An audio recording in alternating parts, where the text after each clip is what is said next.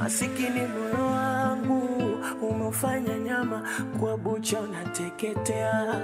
Roho yangu inataka toka, mzigo na nielemea. Na so kama sipendi kuchiti na Coucou et bienvenue sur Touristique Africa. Aujourd'hui, nous avons décidé de faire une petite vidéo en images et vidéo pour vous concernant la basilique Notre-Dame de la Paix située à Yamoussoukro.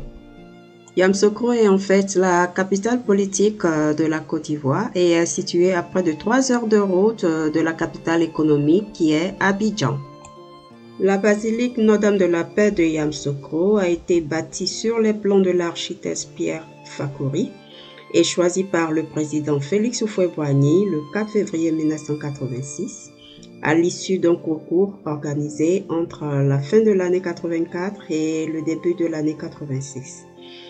Il est à noter que la basilique a été réalisée par 24 entreprises nationales et internationales entre 86 et 89. Et c'est la société Eiffel Construction Métallique qui a réalisé le dôme, le plus grand dôme jamais construit au monde. Le chantier était placé sous le contrôle d'Antoine Césaro, directeur des grands travaux de la République de Côte d'Ivoire.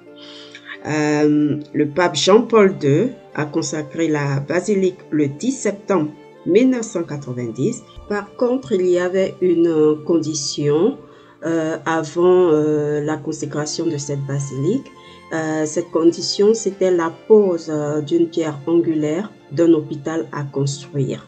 Et cet hôpital, dénommé Saint-Joseph de Moscati, dont la construction fut lancée le 24 août 2009, a été finalement inauguré en janvier 2014.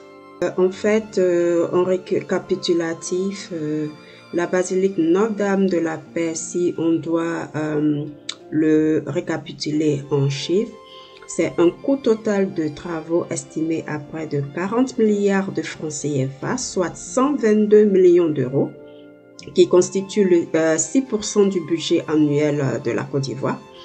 Et on doit dire que cela n'a pas manqué de susciter des polémiques. Et aussi, c'est près de 4500 ouvriers qui ont été employés, dont seulement 1500 ouvriers africains.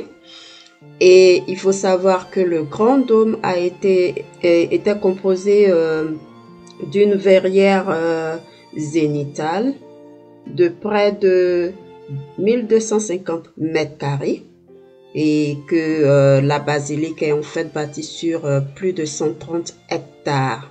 Le livre Guinness des records l'a reconnu en 1989 comme l'édifice religieux chrétien le plus large au monde.